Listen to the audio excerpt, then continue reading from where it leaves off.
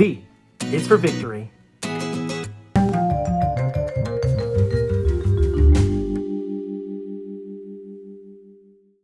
Well, hello everybody, and welcome back to my channel. And if it's your first time here, well, welcome. If you watch my channel a lot, you know I've been flying to the Atlanta airport quite frequently.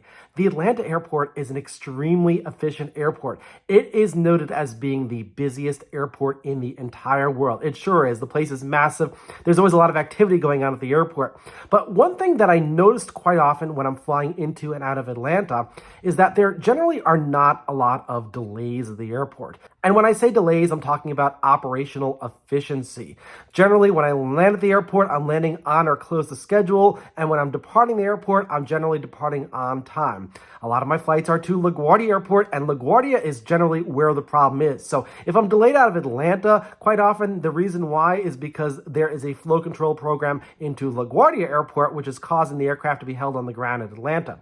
Now, Atlanta, of course, will be subject to bad weather, and when there's bad weather, well, delays sometimes are just inevitable because operations are severely affected during bad weather. If there's thunderstorms, sometimes the airport cannot operate at all, so things will be delayed. But the airport in general, being the busiest airport in the world, often does not experience delays. And that's because the airport is put together so perfectly. And that's what I'm going to talk about in this video, but I'm going to focus on one specific part of the airport. And it all starts right now.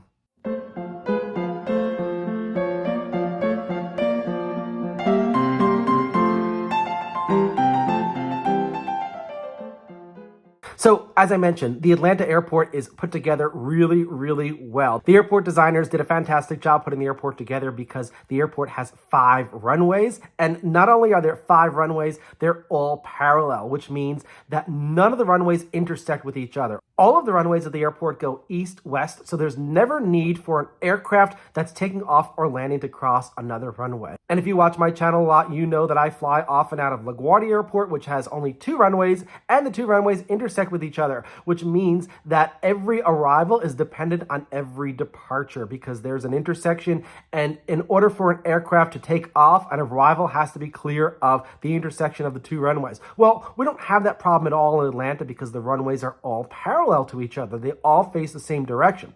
And the airport itself can kind of be divided into 2 separate airports, a north airport and a south airport. The terminal complex is located between the upper and lower runways.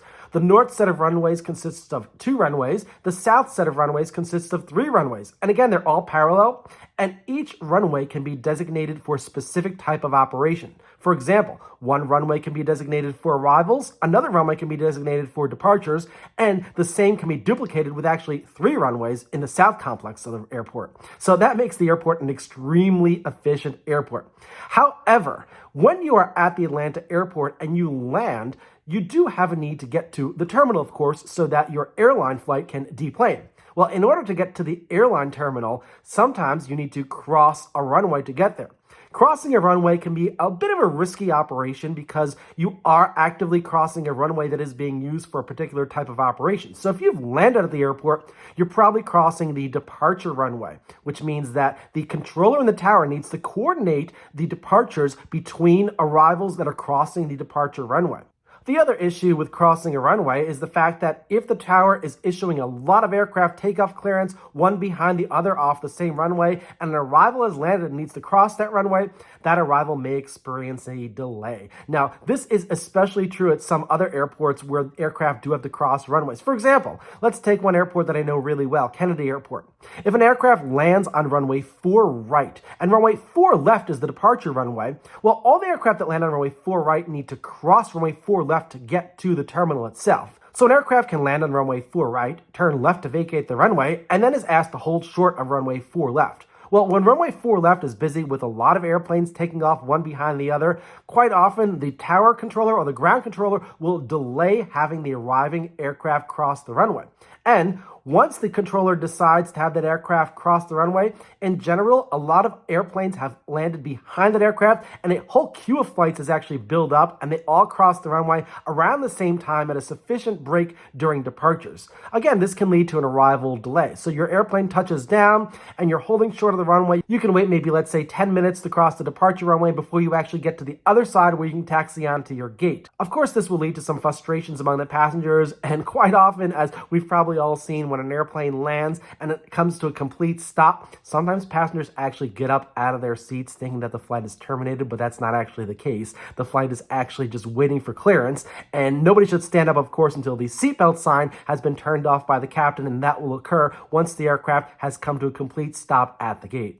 Now, there are so many things that I can talk about regarding the Atlanta airport that makes it super efficient, but I'm only going to talk about one specific thing, and that's why I brought up this example of crossing runways at Kennedy Airport. For arrivals that are landing on outboard runways at the airport, they generally have to cross an inboard runway that's being used for departures. And the airport was designed like this, where all the runways are parallel, and the only way to get across the runway would be to actually cross the runway when clearance is available to you to do so. One common scenario is the scenario that I'm showing you right here, and this is an actual flight that I took. We're on approach to runway 26 right at the Atlanta airport. In order to get to the terminal, which is to the left of us, we'll have to cross the departure runway, runway 26 left. Now, in order to get across the departure runway, there are a series of taxiways, basically depending on where we vacate the runway or where our actual gate is going to be, where we can cross the runway. And of course, we won't be able to cross the runway until we receive clearance from the tower controller to do so.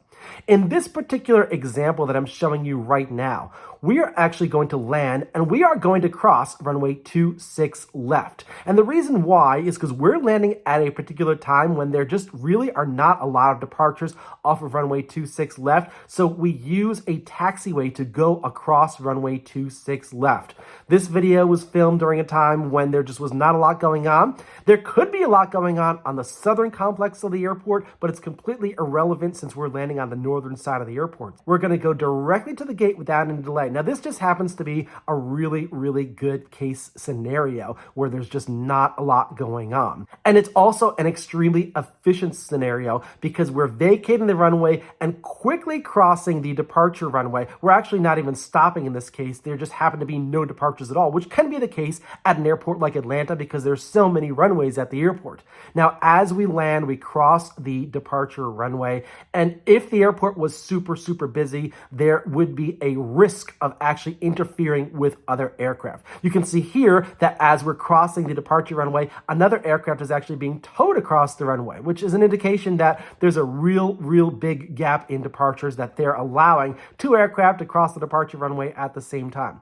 But during a busier period, there may be some issues where the air traffic controller in the tower may not necessarily be able to get an aircraft across the runway right away because they're issuing a lot of aircraft departure clearances. This is where the victory loop comes into play. You see, when the airport was designed many, many years ago, the only way to get across the runway would be to cross the runway on a taxiway. But because the Atlanta airport has a lot of real estate, engineers decided upon a really great way to get aircraft across the runway without having any effect at all on departing traffic.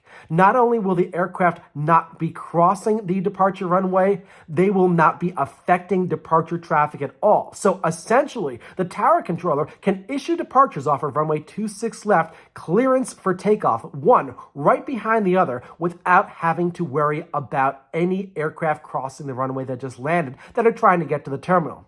This is called Taxiway Victor, and I just like to call it the victory loop. Often pilots will refer to it as the victory loop, but it is a true victory for the Atlanta airport. In this particular flight, we're landing now on runway 26 right, and we're going to be going to the passenger terminal area, which is off to the left of the aircraft. Between runway 26 right and the passenger terminal area is runway 26 left.